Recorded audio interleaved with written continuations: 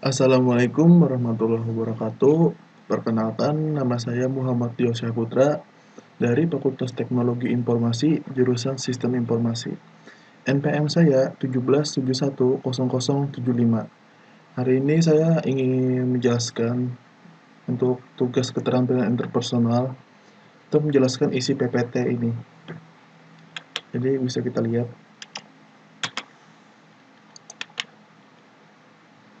Pertama yang akan kita bahas itu merupakan communication skill. Jadi apa itu komunikasi? Lewat komunikasi, orang berusaha mendefinisikan sesuatu, termasuk istilah komunikasi itu sendiri. Nah, jadi itulah definisi komunikasi ya. Jadi komunikasi ini sebenarnya sangat penting untuk semua manusia karena manusia itu merupakan makhluk sosial. Jadi tanpa ada komunikasi mungkin manusia tidak bisa hidup secara tentram atau gimana gitu kan. Jadi di sini ada kata-kata dari Bapak Harold Laswell yang mengatakan who says what in which channel to whom with what effect.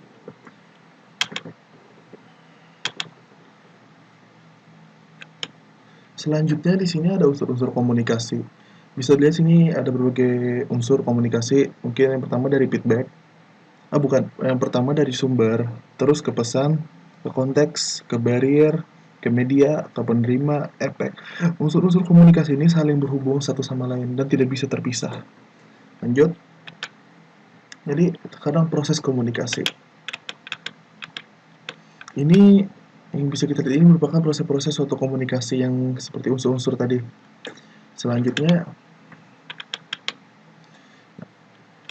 siapa saja yang perlu berkomunikasi? Semua orang itu pasti pernah melakukan suatu komunikasi. Jadi tidak mungkin ada orang yang tidak pernah berkomunikasi sekalipun. Jadi siapapun Anda, apapun kerjaan Anda, dimanapun Anda tinggal, Anda pasti pernah berkomunikasi. Intinya semua manusia itulah yang perlu berkomunikasi. Selanjutnya, mengapa kita berkomunikasi? Di sini ada empat macam komunikasi. Yang pertama komunikasi sosial, yang kedua komunikasi ekspresif, yang ketiga komunikasi ritual, dan yang terakhir komunikasi instrumental. Di slide selanjutnya kita akan menjelaskan satu persatu apa pengertian dari setiap komunikasi ini. Komunikasi sosial. Komunikasi sosial itu terdiri dari pembentukan konsep diri, pernyataan eksistensi diri untuk kelangsungan hidup, memupuk hubungan, dan memperoleh kebahagiaan. Sekarang komunikasi ekspresif. Komunikasi yang memiliki tujuan untuk menyampaikan perasaan-perasaan atau emosi kita. Jadi kita bisa menyampaikan perasaan kita itu dengan suatu perasaan-perasaan itu dengan komunikasi ekspresif. Jadi apabila kita menggunakan suatu emosi, perasaan untuk menyampaikan itu, berarti merupakan komunikasi ekspresif. Selanjutnya, komunikasi ritual.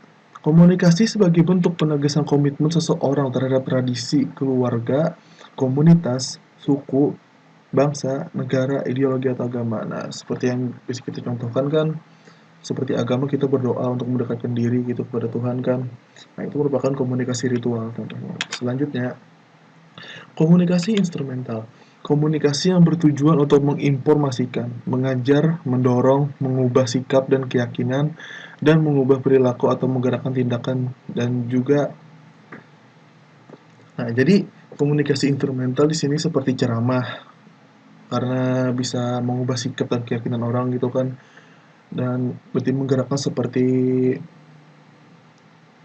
ya seperti ceramah lah intinya, seperti pidato-pidato juga kan untuk menggerakkan suatu supaya tidak males-malesan lagi, maka adalah pidato gitu supaya menyemangati mereka. Itu merupakan komunikasi instrumental. Selanjutnya, komunikasi lisan atau retorika. Kemampuan beretorika merupakan kumpulan kemampuan berpikir dan menyampaikan pikiran dengan ungkapan-ungkapan kata yang dipahami oleh orang lain. Komunikator. Nah, jadi setiap komunikasi itu pasti ada yang namanya komunikator. Komunikator itu adalah orang yang ingin memulai suatu komunikasi. Nah, jadi apa saja yang harus dimiliki oleh komunikator itu? Satu, harus memiliki isi pesan yang akan disampaikan. Dua, harus memiliki suara yang dapat didengar oleh orang lain. Tiga, harus memahami orang yang diajak komunikasi. Empat, harus memiliki cara yang tepat dalam menyampaikan pesan. Di sini ada berbagai macam aspek-aspek komunikasi lisan. Yang pertama pesan, yang kedua bahasa lisan, yang tiga gaya bicara, yang keempat isyarat badan, gerak tubuh, mimik muka. Syarat komunikasi lisan. Jadi ada syarat juga untuk melakukan komunikasi lisan atau retorika ini. Pertama, pahami siapa yang diajak bicara, di mana tempat bicara, kapan waktu berbicara, berapa lama akan berbicara, dan apa isi pesan yang akan disampaikan. Jadi untuk melakukan komunikasi ini kita harus paling nggak paham basicnya dulu, apa saja untuk memulai komunikasi lisan itu. Selanjutnya komunikan.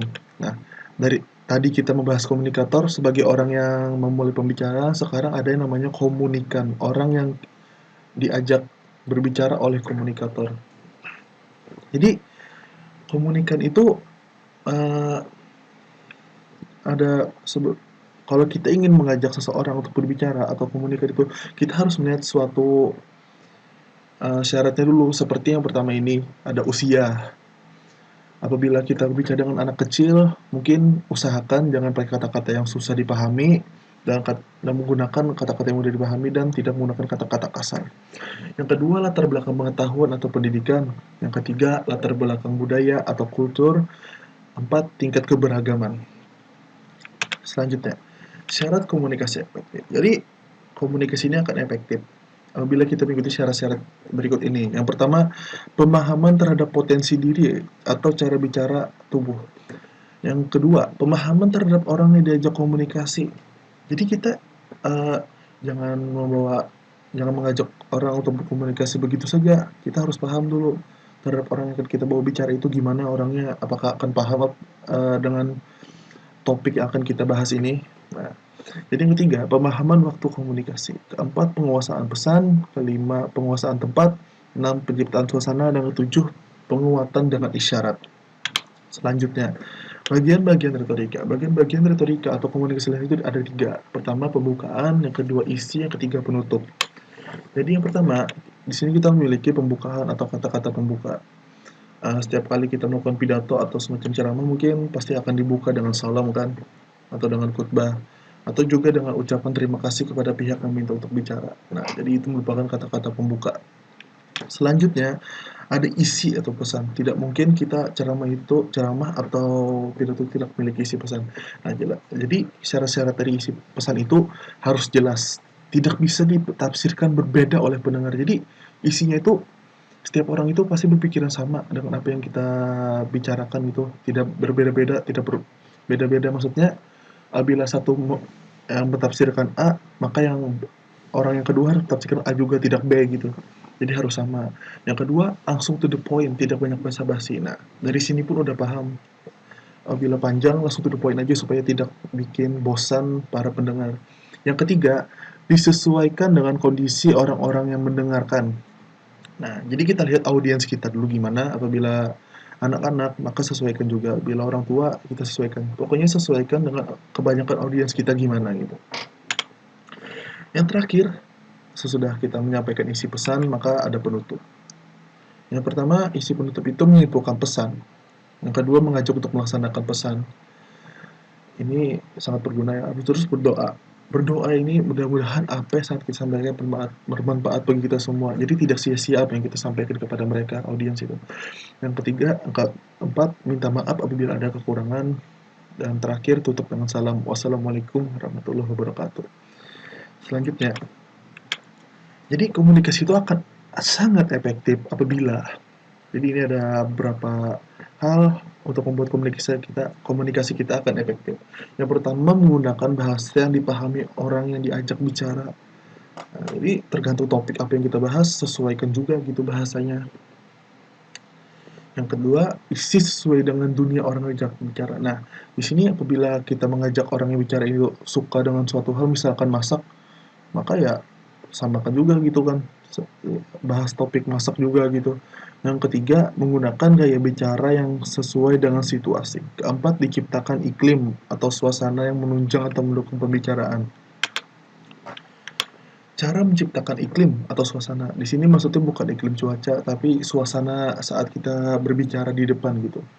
Jadi yang pertama itu ada tatapan mata disebar ke semua sudut ruangan, jangan melihat pada satu orang saja. Terus yang kedua, gaya atau irama bicara, intonasi turun naik, keras pelan. Mimik muka digunakan sebagai penguatan kata. Yang keempat, isyarat untuk digunakan untuk penguatan maksud.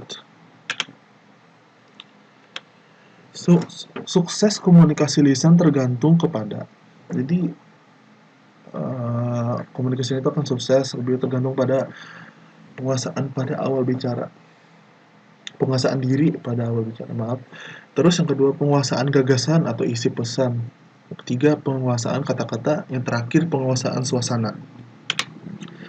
Nah, retorika atau komunikasi lisan adalah keterampilan. Nah, keterampilan itu perlu dilatih, perlu diuji coba. Keterampilan itu menyangkut penggunaan anggota tubuh, mulut, mimik, mimik muka, dan tangan. Nah, kata orang, pidato itu adalah hanya sulit memulainya. Margaret Thatcher mengakui bahwa ia selalu grogi selama 5 detik ketika memulai pidatonya. Apabila kita bicara di depan orang, maka anggap saja orang-orang di depan kita itu tidak tahu apa-apa. Jangan coba menatap pada satu arah saja, arahkan tatapan mata kita itu ke semua orang. Kontrol bicara dengan melihat respons orang-orang yang mendengarkan atau audiensnya. Jadi kita lihat dulu gimana gitu kan respons dari mereka, gimana, apakah perlu kita mengubah intonasi bicara kita mungkin, atau jangan terlalu serius banget gitu kan. Terus, jangan berpikiran kalau pidato itu mudah tanpa mencoba. Tidak mungkin. Kalau tidak mencoba itu pasti akan susah. Pidato itu tergantung nanti pada saatnya. Saatnya semua orang itu pasti akan mencela. Siapa yang berpidato pasti ada yang akan mencela. Tidak mungkin seperti haters lah hitungannya. Terus ada juga orang saya akan fans kepada kita. Semua orang mungkin akan langsung tertarik pada saya. Nah itu kan bisa kemungkinan jadi fans gitu. Terus yang terakhir, semua orang akan paham seperti apa yang saya pahami. Nah, hal yang kita sampaikan itu mungkin akan dijalanin oleh orang-orang yang mendengarkan apa yang pesan yang kita sampaikan kan. Nah, berpikirlah bahwa saya bisa karena saya telah menguasai semuanya. Yang kedua, saya bisa yakinkan orang lain tanpa meremehkan mereka. Nah, mungkin itu saja yang dapat saya sampaikan untuk PowerPoint ini dalam mata kuliah keterampilan interpersonal. Apabila saya salah kata, mohon maaf. Wassalamualaikum warahmatullahi wabarakatuh.